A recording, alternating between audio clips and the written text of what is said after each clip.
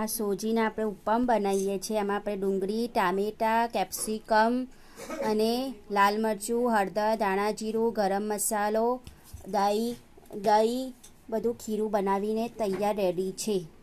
હવે રાઈ તતરે એટલે એમાં આપણે નાખીશું ચણાની દાળ ને અડદની દાળ. હવે નાખીશું લીમડો. સાણસી તો લીધી નહીં આપણે.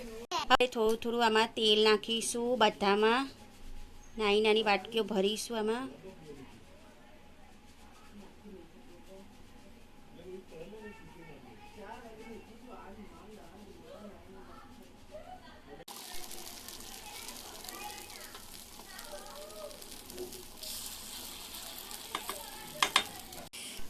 બંને બાજુ એક બાજુ શેકાઈ રહી છે. જો આપણી અપમ એક બાજુથી શેકાઈ રહી છે. નાની નાની અપમ ઇડલી હોય ને તો કાચું લાગે. ધીમો રાખ.